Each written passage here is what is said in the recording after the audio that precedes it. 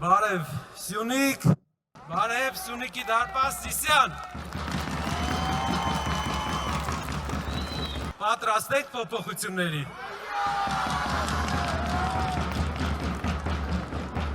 Հայաստանի բոլոր շրջանները,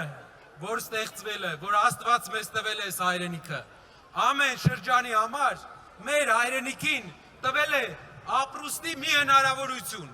մի ձև, որ մեր երկիրը կարողանանք զարգացնենք, այդ շրջանը ապրի։ Սյունիքի բախտի բերմամբ Հայաստանի ամենամեծ շրջանը Սիսյանի շրջանն է։ Սակայն այսօրվա դրությամբ վերջի 30 տարվա աշխատանքի պատճառով Սիսյանի շրջանը նաև Հայաստանի ամենագործազուրկ շրջանն է։ Ինչ կարող է տալ ուժեղ Հայաստանը Սիսյանին։ Դուք Հայաստանի ամենամեծ շրջանն եք։ Հայաստանը այսօր ծորենի առումով, հացահատիկի առումով մեծի մասամբ կախված է դրսից ներմուծումից։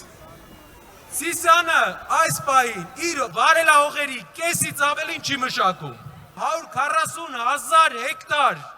արոտավայր ունի, չի օգտագործում։ Հայաստանը ներմուծում է միս, Հայաստանը ներմուծում է ծորեն, բայց դա չի օգնում մարդկանց տեղում արտադրել, որովհետև պետությունը չի օգնում։ Ինչ ենք անելու ուժեղ Հայաստանում։ Ստեղծվելու է համայնքային զարգացման ծրագիր։ Սիսյանի համար ստեղծվելու է տեխնիկայի պարկ, որը պետությունը ունենալու է անհատույց տրամադրելու է գյուղացիներին, որպեսզի վարելահողերի վրա աշխատանք կատարվի։ Դա մեր երկրին անհրաժեշտ է, որ հնարավորություն ունենա մեր երկիրը իր հացը ինքը վաստակի։ Երկրորդը, մեր երկիրը ներմուծում է կաթի փոշի, միլիոնավոր դոլարների, տասնյակ միլիոնավոր դոլարների, Հայաստանի կաթի գծով, արոտավայրերի գծով ամենալավ շրջանը ևս Սիսյանի շրջանն է, բայց չի օգտագործվում։ Կաթի փոշու ներմուծման տեղը, տեղական արտադրությունը խթանելը, կաթի գնի սուբսիդիան վերջապես նորմալ տալը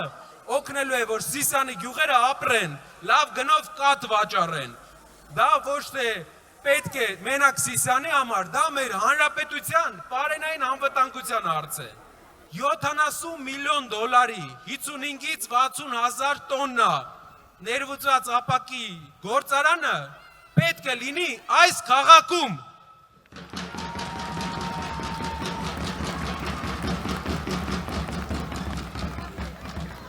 Ծորենի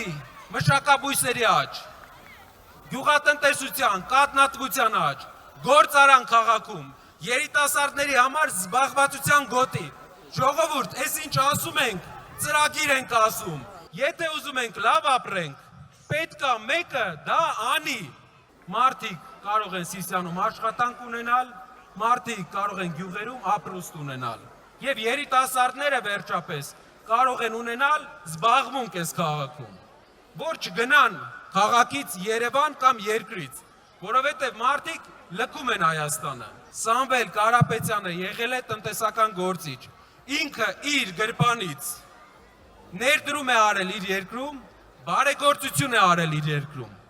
Միևնույն ժամանակ, այն ժամանակ, երբ միլիոնավոր դոլարներ իր անձնական փողերից ինքը ուղարկել է, կառավարությունը միլիոնավոր դոլարներ պարգևավճար է ստացել։